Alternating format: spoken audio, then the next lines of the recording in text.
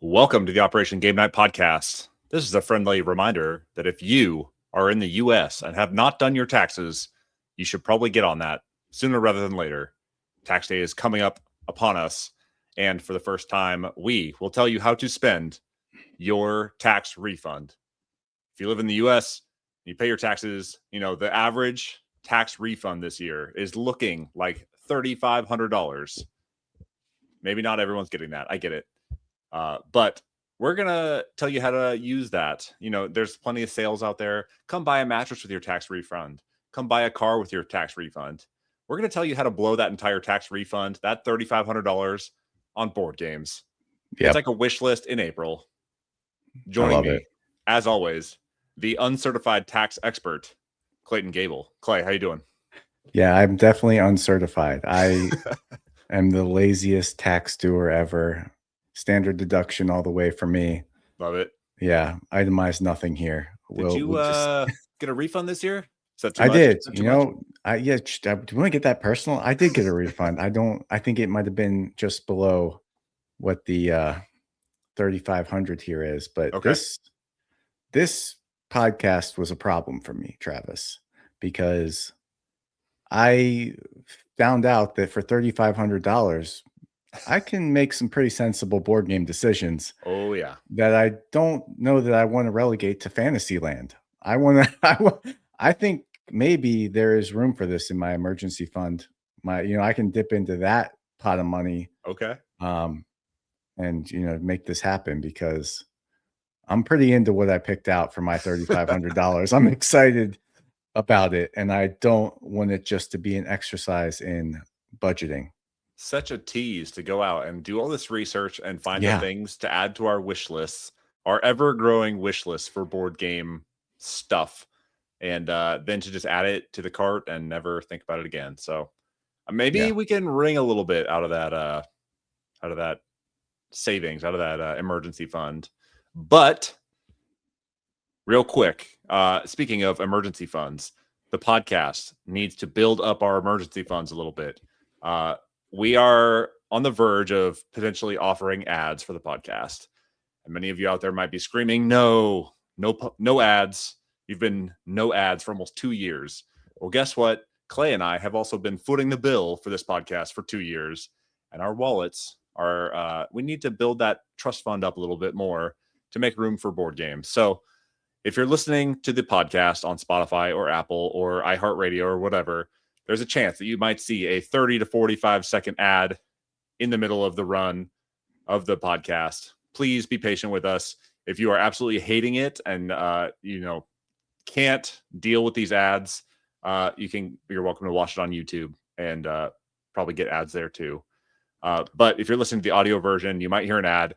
It supports us. So we appreciate your patience. If it's really bothering you that much, please reach out to us at Operation Game Night on Instagram. You can leave us a comment, leave us a note, and we are happy to veto all of the ads that we are getting pitched, but it helps us out a little bit. Also, if you're like, hey, why the heck are they doing ads? Why can't they just continue to go ad free and foot this bill? We do have a way to support us that is not listening to ads, and that is to build up our little war chest. And if you go to our Buzzsprout account, just go ahead and Google Operation Game Night Podcast, Buzzsprout.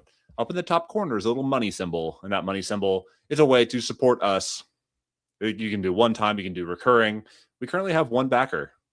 It's my mom. It's your mom. It's your mom. It's my mom. So thank you, Miss Amy, for helping to foot the bill for the podcast. We appreciate you. But if you are out there listening and you would like to support the podcast, you can go and click on that little money symbol and show some love. Pitch us some clams, and we can put that towards our war chest and help make this podcast a little better.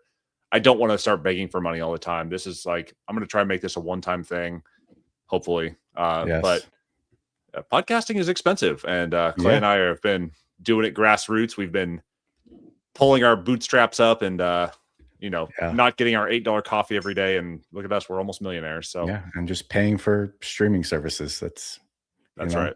We do it for you guys. This crystal clear audio comes at a cost. This podcast brought to you by. Anyways, enough with saving money and earning money. Let's talk about how to spend some money, Clay. You did some research. You looked into your wish list. You have things that you want to buy with your tax refund. Let me hear about them. Yeah, so I approach this list like any sensible person. I am going to always be buying board games on the regular. So there's not many games on this list. There's some things, but I made it things that you would only think about buying if you somehow came into $3,500 and you're like, now's my chance to buy the things that on a monthly basis you just don't justify for yourself. You're like, no, that's too much. I put that off. I'll do that later. So that's kind of how I approach this list. There's not going to be a lot of just one-off board games on here. It's going to be some high-ticket items that I've been having my eye on for some time. So the first thing, if we can share my screen, chairs. I have a nice gaming setup in my basement. I have a table. It's large. I'm pretty satisfied with the table situation. I roll out my, boardgametables.com, which is now Allplay, play mat, and it's a nice play space. But the chairs that came with this table, this IKEA table, just are not cutting it. All right. Half the side is a bench, which nobody ever, it's always a fight about who's going to have to sit on the bench. And then the other ones are just dinky little, wooden cheap IKEA chairs. Okay. And I feel like as gamers, we need better from our gaming seating because you do spend a lot of time doing it. It's part of the job is sitting there playing your game. So I found a pretty reasonable, like office chairs. They're meant to be comfortable. So that's what I'm looking at here. I just found some that, they're like $120 each. I think 6 isn't a reasonable amount for a game table, the size that I have. So get 3 on each side. This puts me at a, let me do the math here quick. $708 spent to upgrade my seating at my game table. So that's my first expenditure. Can I tell you a life hack? Yeah, hack me. So I am always on the lookout for new office chairs because I bought this chair off of Amazon once upon a time. And it is terrible. And I would like to be comfortable when I'm here podcasting or playing games or, doing whatever it is that I do on my computer or at my desk. Yeah. If you go on Facebook Marketplace and you look up office chairs, people get rid of some crazy expensive office chairs that they might be moving out of the building or they might be relocating or downsizing or whatever it is. People get rid of some crazy expensive office chairs on Facebook Marketplace for cheap, because they don't actually know what they're getting rid of, and or they don't care that their company is losing out on this, money that they could be making back. So that's my life hack to you. It's better than any sort of gaming chair that you can buy. You'll get some nice ones. Okay. Yeah, to be fair, I have tried that. I've tried to piecemeal. I've pitched this to Mary. I said, we can just start buying some as I find them on Facebook Marketplace. Okay. That got shot down pretty hard. She's like, we are not having, as if she spends any time down there. She's like, we're not having mismatched chairs down here at this game table. Yeah. So I lost that battle. So, I mean, it would have to be a bulk set, but it might be possible to find one on there. But yeah, I see where your head's at. I think that's definitely a way to go if you have maybe a partner or no partner to veto such, patchwork chairsmanship. Okay. But yeah, so chairs was my first. What do you got? So I am also kind of leaning against buying more games. The games will always be there. There will always be a plethora of games to play. I would love to get to more of the games that I have on my shelf and get them to the table more often. So I am going to try and create an atmosphere that is conducive to people saying like, I want to sit around and play games. I want to sit down and relax, create a nice environment.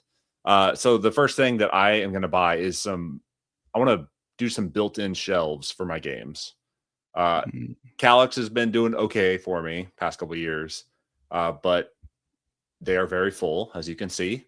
And it would be nice to have some nice built-in ones that like fit everything. I can lay them out nicely. I can arrange them how I want. I'm thinking like, even if it's just long open panels, doesn't have to be the cubes. I want something like nice and built in that looks professional that I can like organize my games on. And I quoted myself at $500 for that. And that's just saying like, I'm going to buy the materials and I'm just going to put these in myself. I've seen it done. I know how it's done. I can do this. I believe in myself. I saved a little bit of money. $500 built-in shelves. Final answer. It must be nice to be you because I can't do things myself. Oh, you can do so that leads me to the next item on my list, which I'm just paying for my folks there at Allplay. And we're going to go ahead and take a look at the old Jasper shelves that they got. Okay. I am trying to remember how to add this up here to the screen. Nice. So yeah, I've got the collector version, 5x5. I'm spending a little more than Travis and his materials and hammer, but it's $1,410 to get the 5x5 Jasper shelf. Now I suspect that this is not going to hold all my games, even as large as it is and as expensive as it is. But right now in my game room, I have a hodgepodge of like different weird shelves that don't match. I literally like decomposed an entertainment center from the previous owners that lived here and have just been using that as shelving for my games. It works. It works. But, you know, if I got $3,500, I'm going to go ahead and get some of these nice Jasper shelves because they look good. They got different size holes there so you can kind of put boxes where they might belong. And so, yeah, I'm not as handy as Travis, so I'm going to have to pay the man to make me my shelves. And I'm sure there's other ones out there, but this is the one I've had my eye on for some time. I have always wondered about these ones. And this kind of brings me to another point that board game paraphernalia, stuff surrounding the board games, like the storage, like where you play it, like the mats, like that stuff is crazy expensive. Like $1,400 for some shelves that are not that much bigger than Kallax shelves. I imagine that it's pretty similar to my 5x5 that I have behind me. I would 4x4. They're 4x4s. I would be really curious to know if anybody out there has bought these or had experience with them and whether or not they are like quality and worth it. Because if I am investing $1,400 in a shelf that doesn't fit all my games, this thing better be primo and like of very high construction quality and material. Travis, look at it. It's a walnut finish. You don't know if you saw that. There's a walnut finish. A walnut finish, which maybe means like press board with some wrapper on it that looks like walnut. I mean, it strikes me as pretty expensive, but okay. This is how, you know, you give Clay a fat stack of cash and I'm not penny pinching here. I like it. I like it. Mr. Moneybags. Mr. Moneybags. You are like Scrooge McDuck and you go and you dive into your giant vault full of golden coins and then you come up and you buy a Jasper shelf. I like it. Yeah. What else are you going to buy? So I between my two things so far, I'm at like $2,100 of my, and those I think are my biggest items. So we knocked those off the list early. So on top of game storage, I also have a problem with card storage. I'm not a huge like Magic the Gathering guy. I'm not a huge like, I don't know, Pokemon guy or whatever. But I am a Fantasy Flight guy. I'm a fanboy. Okay. I have so much Marvel Champions and Arkham Horror and Lord of the Rings living card game. I have all these card games that I don't know how to store properly. And I continue to buy these cheap boxes off of Amazon that fit like, 3,200 cards. And I stuff them to the brim full of cards. And they sit there and it's hard to get in and out and manage. I've seen some people online that go and they find like the old Dewey Decimal System in libraries, like the old card filing system that you'd have to rifle through. They find old ones of those and they repurpose them for some card storage. And I love that. I think it's great. They have like the little placard up front where you can like find exactly what you're looking for. You can have it organized by game, by character, by whatever you want. And I think that's really smart.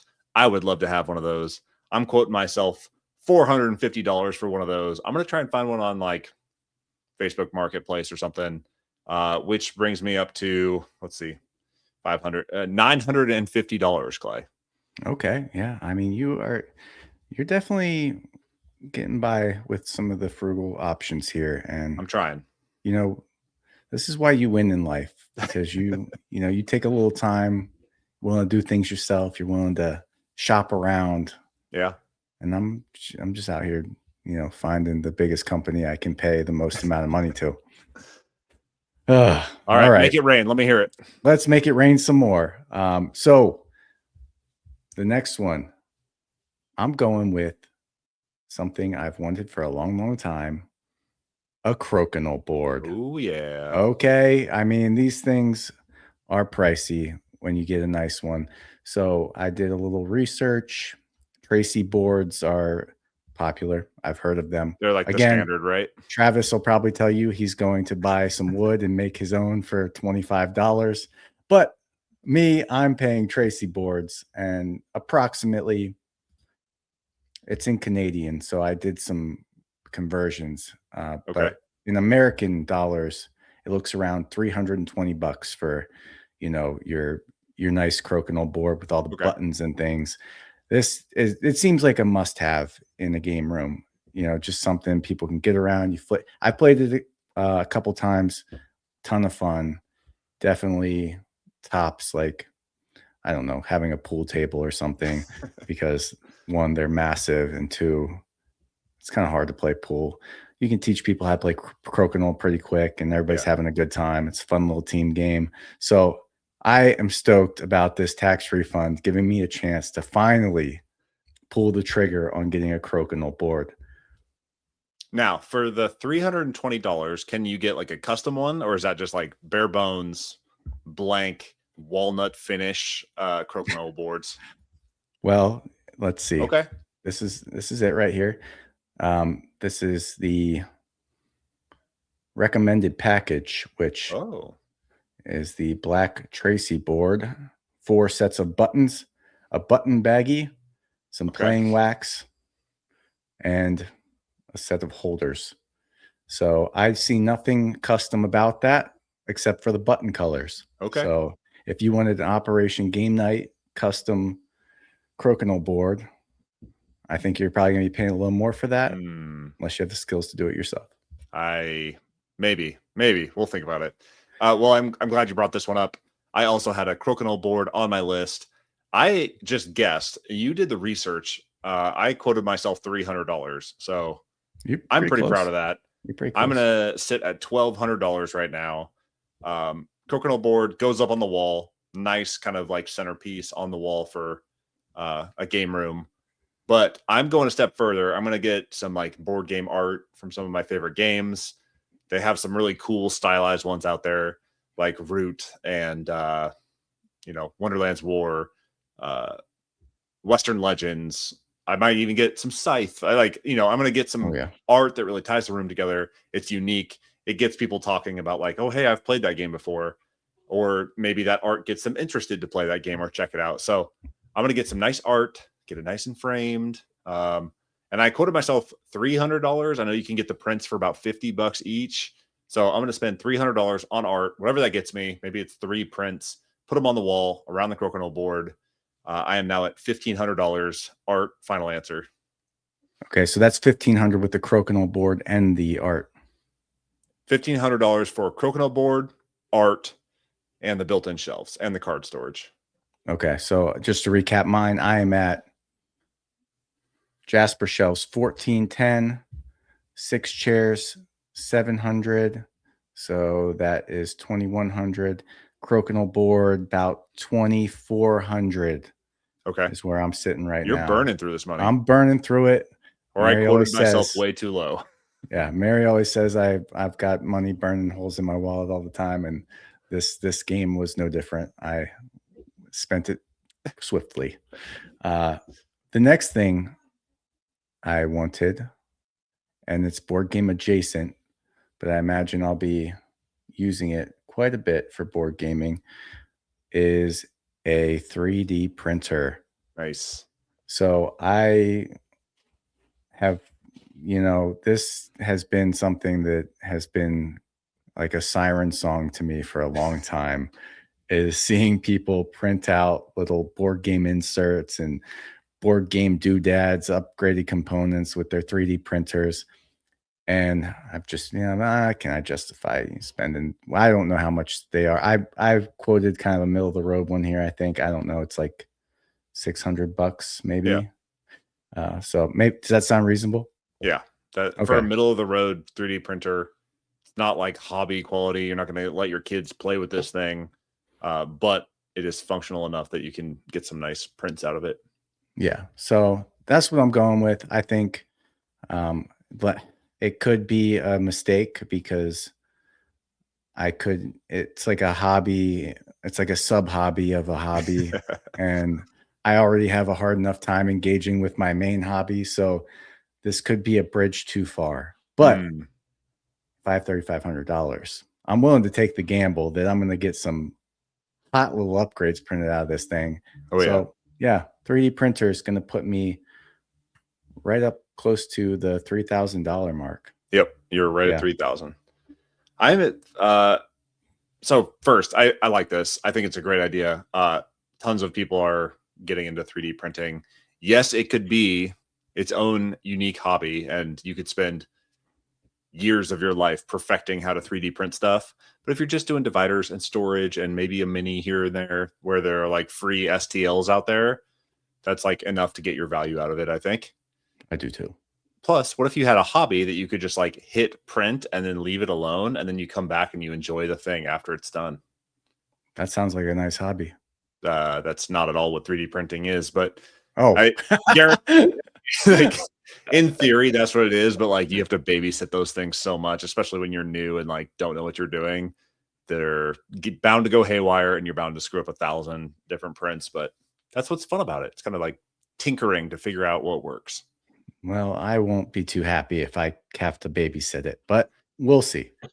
If you have experience with 3D printing board game pieces, let Clay know what he should consider, because he's got some money in his pocket and he's ready. I do. I'm at $1,500. We have the art, we got the shelves, we've got some card storage, we've got a nice crokinole board on the wall. I think I'm going to do some like accent lights for the shelves. I want these shelves to pop and be the center point of the room. So I'm going to, those like LED strips, they're pretty inexpensive. You can get them for like $100. I'm just going to take the time to set up some nice LED strips in the shelves, showcase the hobby that I love, showcase the games that I work so hard to collect. I want something that is going to draw the eye when you walk into the game room. Boom, you got nice shelves with lights on the games, ready to play. $100, that puts me at $1,600.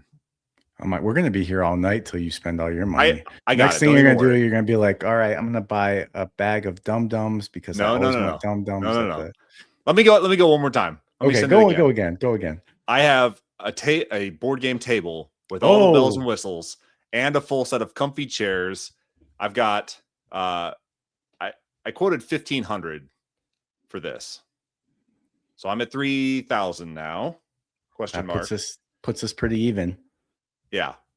So I'm going table with all the bells and whistles, the cup holders, the dividers, the nice little trays that pop out that you can like put your player boards and stuff on, the nice neoprene mat on the middle. Maybe I'll even run some LED lights around the inside of my table to really make it pop.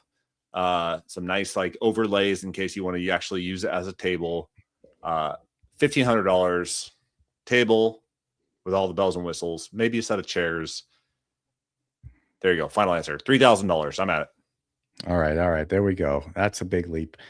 Can you just walk me through what your current game? Do you have a game area, or are you just playing in your kitchen? Which is fine. I just don't. I haven't seen your new place. Your behind you looks pretty sexy, but I don't know. You don't play games in your podcast studio. Very rarely do I play games in this room. If I do, they're solo and they're on the mat in front of me. I got like a nice desk mat that's kind of like as Jared would call it, the mouse pad. Yeah. This one has all sorts of like Excel shortcuts and stuff on it, which I really like. Not really conducive to gaming here in the studio / office. So I like to roll out my Allplay board game tables mat on the kitchen table or a dining room table. Dining room is for big games. Kitchen table is like a small circle one. So we play like stuff like Iliad and Icar, and like that size of game is great for the kitchen table. But they don't feel like they're conducive to gaming, and there's lots of distractions around while we're playing games there. I'd like to have like a nice dedicated space that is like just for board gaming, plus maybe a couple extra friends to like come over and play games. Yeah, those are always good. You deserve that, Travis. I deserve some friends. You deserve friends and maybe a space to play with them. All right. Give me your last one. Last one. I got 3 left, but I can rattle through the last 3 right now. I'm gonna number 1. I want to get one game that just felt like a little bit of a Gucci game that I might hesitate. I don't usually hesitate to treat myself if there's a game I really want, but this one was, I let it pass me by and I regret it. Lord of the Rings, The Confrontation, went through Game Found. Now I'm not talking obviously the ultimate collector's ones like $2,000 by itself. So I would just want to, spend the $120 on the premium deluxe version of that game. It's Knizia. It's Lord of the Rings. It's a simple, like 2-player strategy game. I think it's timeless, probably. I don't know. I've never played it, but I'm willing to take a flyer on it with my remaining $500. So that's $120. My last real thing is, I think it's about time. Dune Imperium's been in my top 3 games of all time ever since I first played it. So I'm getting the deluxe upgrade for that, which is another $60. Don't know if on a normal month I would, eat into my board game budget by just buying the deluxe upgrade pack for Dune Imperium, but tax refund money, I'm doing it. So that's another one. What comes in that like upgrade pack? It's just like minis and fancy stuff. So yeah, instead of your wooden whatever's, nice, you get all the plastic resource tokens and stuff. Yeah. I got it. I got it up here. Let's just look at it real quick. Let's just look at that. Oh, okay. Yeah, it's pretty. You got some nice minis. Got a nice metal coin, it looks like. Yeah. Okay, I can get behind that. Yeah, I'm there with it. So that's another $60. And then, I was going to say, I like to support small business. So I'm taking my last $250 and I'm going to the local board game store like a king. And I'm just putting that $250 aside to just support small business. Okay. And go shopping, basically. Nothing feels better to me than walking into a board game store with a pocket full of cash to spend money. I always like to walk around, see what's there, and just buy a few games with the last $250. So that's how I'm spending my whole tax return. I got the chairs for $708, 3D printer for $600, Jasper shelves $1,410. I'm starting to regret that because you seem to have had a lot of success with other things a lot cheaper. I'm standing by it. I'm getting Lord of the Rings, The Confrontation, the premium edition, getting my Dune Imperium deluxe upgrades, and a crokinole board. I like it. And then I'm shopping. Clayton be shopping. I like it. Yep. Okay, so my last and final thing. I'm at $3,000 right now. I have been kind of wringing my hands about this, buying even without a tax refund. But once upon a time, when we were still young, energetic podcast hosts, just coming on the scene, we got quotes for some nice like LED/neon signs of the Operation Game Night logo, as seen over here above Clayton's head in the corner. It's over there for me. Anyways, so we got a quote for these, and they were like, I don't know, $450 or something crazy like that. I want to get one of those still. We're like 2 years in. I think it's time. We deserve it, and I think that we do. You know, if you're listening to this show and you want to go ahead and buy us some nice LED neon signs that look like the Operation Game Night logo, then we would happily accept those gifts. So that's what I'm spending the rest of my money on. I think it would really, really make the space feel primo to sit down and play games. It doesn't have to be super bright and in your face, not like the, you know, St. Pauli's girl from The Office. But if it's nice and lit up, it gives a nice glow. You got the crokinole board, the nice art, the lights with the shelves, primo table, nice comfy chairs. You're telling me that you won't sit there and play games all day, all night, forever. I'm there. I would live in that space. I would live in that space. I just fantasized about it, and it was you and me and Jared. Wow. And maybe even some of our friends from the pod. And, you know, we're all glowing under the light of that Operation Game Night sign. And we're sitting in those comfy chairs. Oh, my gosh. And your shelves that you built with your own hands are just lording over us. Falling apart. My God. They're all uneven. I'm there, Travis. I love it. Or better yet, if I have a nice long like gaming table, what if you got like one of those pool table hanging lights with the big like shade that kind of hangs off, that's all stylized, and you put the Operation Game Night logo on that? That's bad. That would be incredible. Yeah. Dang. Wow.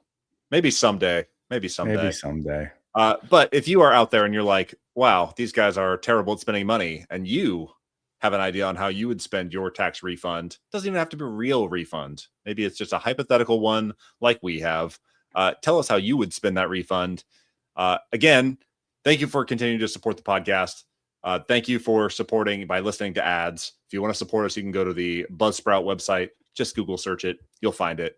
And let us know what we can do better. Leave us a comment. Leave us a rating. Let us know how we can improve the podcast to make this show as best as possible, even if that involves spending some of our tax refund on you, the listener. Please let us know. For Operation Game Night, I have been Travis. He has been Clay. This has been how to inappropriately spend all your tax refund on board games, and we are out.